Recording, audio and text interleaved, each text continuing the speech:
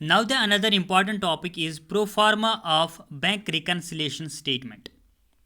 You learned everything about the bank reconciliation statement, like its meaning, its importance, its need, its causes of differences. Now practically you have to prepare the bank reconciliation statement. How to prepare the bank reconciliation statement? There is a prescribed pro forma, there is a prescribed format. So with the help of this format you have to prepare the bank reconciliation statement. There are three columns in this pro forma. One is particular column in which you have to mention the items which will be edited and which will be deducted. क्योंकि जब भी आप bank reconciliation statement prepare करोगे वहाँ पे आपको कुछ items add करने होंगे, कुछ आइटम्स लेस करने होंगे. कौन से आइटम्स ऐड करने होंगे, कौन से आइटम्स लेस करने होंगे, वो आपको मैं सिखाऊंगा. तो second column is plus column.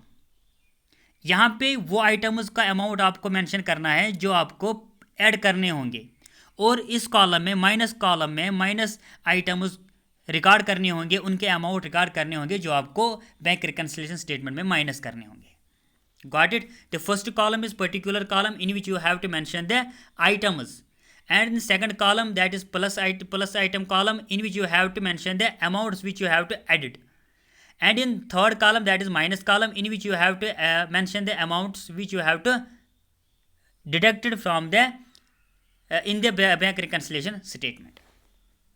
Let's have a look how to prepare the bank reconciliation statement. First, you have to prepare the bank reconciliation statement on the basis of balance which is given in the question as per cash book. तो जब भी आप कोई problem देखोगे, कोई numerical question देखोगे, वहाँ पे आपको बैलेंस दी होगी. कौन सी balance? As per cash book. There are two types of problems. दो टाइप्स के प्रॉब्लम्स आ सकते हैं आपके टेक्स्ट बुक में. The first one is when balance as per cash book is given. तो क्वेश्चन में जब आपको कैश बुक की बैलेंस दी होगी. सेकंड प्रॉब्लम ऐसी हो सकती है when bank balance as per the passbook. जब पासबुक भी बैलेंस दी होगी. लेकिन अभी मैं आपको जो प्रोफार्मा सिखा रहा हूँ वो सिर्फ कैश बुक के बैलेंस के बेस पे होगा, और जो पासबुक के बैलेंस की बात होगी वो मैं बाद में आपको सिखाऊंगा. अभी जो क्वेश्चन है ऊपर लिखा है balance as per cash book, यानी you have to prepare the bank reconciliation statement with the help of balance which is given in the question as per cash book. Got it? But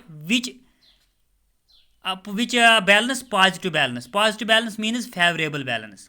Sometimes it have a negative balance that is called overdraft as per cash book, जिसको हम negative balance भी बोलते हैं या unfavourable, जो मैंने पहले lecture में आपको सिखाया है. तो in the first lecture I have told you there are two types of balances, favourable balance and unfavourable balance. इसके रिलेटेड मैंने सब कुछ आपको क्लियर किया है. अब आपको मैं सिखाने जा रहा हूँ कि कौन से आइटम्स आपको ऐड करने हैं और कौन से आइटम्स आपको लेस करने हैं. ठीक है, यहाँ पे देखिए, यहाँ पे लिखा है all those items that have resulted in increasing the balance of passbook.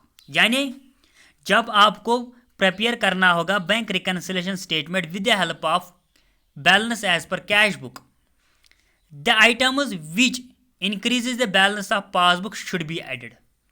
यानी उस टाइम पे आपको देखना है कि हमारा कैश बुक की बैलेंस कम है लेकिन हमारी पासबुक की बैलेंस ज़्यादा है.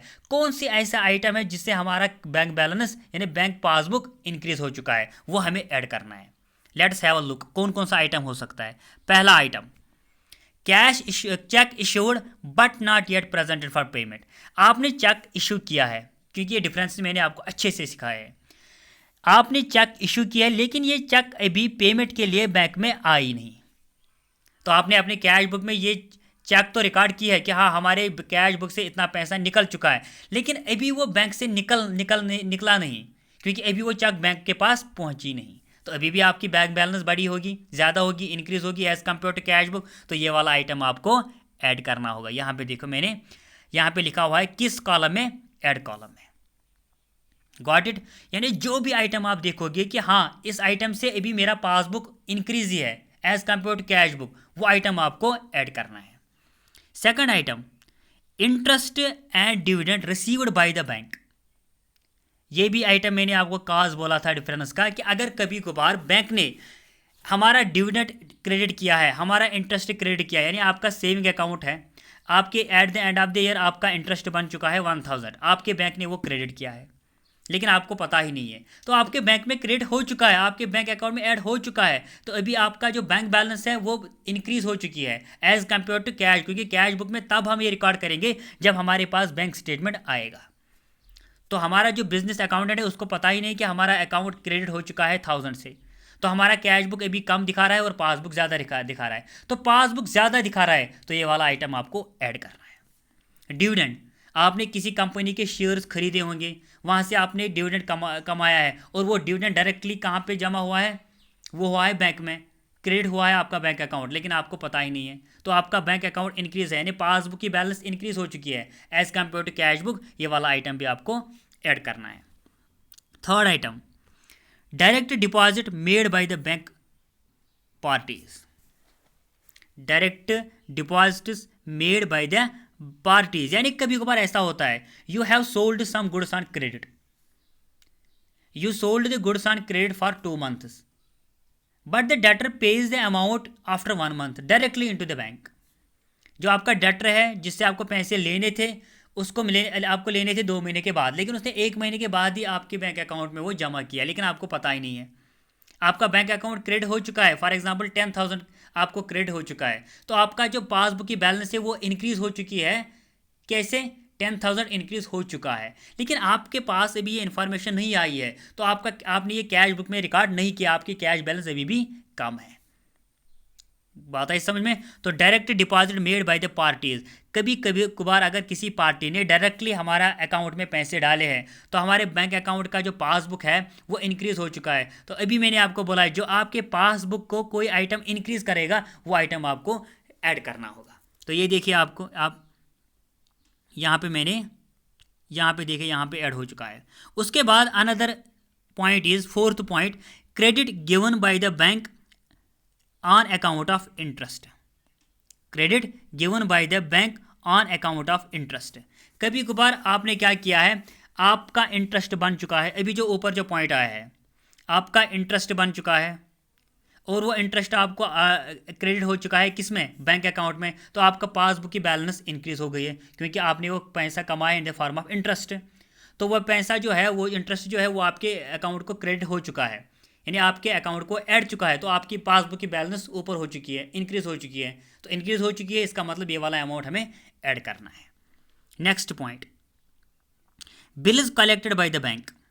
कभी कभार बिल्स, ये बिल जो है ये आपको आगे एक चैप्टर में पढ़नी हो जिसका हम बिल्स ऑफ एक्सचेंज बोलते हैं, यानी कभी कभार आप क्या करते हो, you are going to sold the goods on credit और वहाँ पे एक बिल क्रिएट की जाती है कि हाँ ये पैसा मैं आए 1 मंथ के बाद पे करूँगा बैंक में, तो ये बिल आपने बैंक में जमा की है, गॉट इट। तो bill collected by the bank, अब बिल ने, बैंक ने वो कलेक्ट किया है, वो पैसा बैंक ने कलेक्ट किया है और बैंक ने आपके अकाउंट को क्रेडिट भी किया है, लेकिन आपको ये भी पता नहीं, तो आपका कैश बुक अभी भी, आपकी कैश बैलेंस अभी भी, कैश बुक की बैलेंस अभी भी कम है, लेकिन पासबुक की बैलेंस इंक्रीज हो गई है, तो पासबुक की बैलेंस इंक्रीज हो गई, ये वाला आइटम भी आपको ऐड करना होगा, गॉट इट।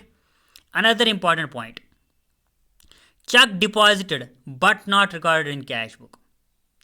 आपने चेक डिपॉजिट किया है, आपने चेक डिपॉजिट की कहाँ पे, बैंक में, लेकिन आपने कैश बुक में रिकॉर्ड नहीं किया है, तो जब आपने कोई चेक डिपॉजिट बैंक में की है इसका मतलब your account is credited, your account is added, आपका अकाउंट ऐड हो गया, आपका अकाउंट में पैसे ऐड हो चुके हैं, आपके अकाउंट में पैसे क्रेडिट हो चुके हैं, लेकिन ये वाली एंट्री आप भूल गए कैश बुक में रिकॉर्ड करना, लेकिन कैश बुक की बैलेंस अभी भी कम है ना, तो कैश बुक की बैलेंस अभी भी कम है, इसका मतलब है कि आपका पासबुक की बैलेंस ज़्यादा हो चुकी है कि आपके पासबुक में एंट्री हो चुकी है, गॉट इट। उसके बाद dividend collected by the bank, dividend collect हो चुका है, बैंक ने डिविडेंड कलेक्ट, क्योंकि ये वाला आइटम ऊपर आ चुका है, interest and dividend received by the bank, तो ये सिखाने के लिए नहीं है क्योंकि मैंने ये सिखाया आपको ऊपर। उसके बाद a wrong credit given by the bank in passbook, wrongly credit हो चुका है, यानी हमें किसी और बंदे को क्रेडिट करना था लेकिन आपका अकाउंट क्रेडिट हो गया, तो आपका पासबुक भी बैलेंस इंक्रीज हो चुकी है, आपकी कैश बुक भी बैलेंस अभी कम है, तो आपका पासबुक इंक्रीज हो चुका है, रॉन्गली इंक्रीज हुआ है, लेकिन ये वाला आइटम आपको ऐड करना होगा, गॉट इट। को ये आइटम्स आपको ऐड करने होंगे, तो नेक्स्ट वीडियो में आपको सिखाऊंगा कि लेस कौन कौन से आइटम्स करने हैं।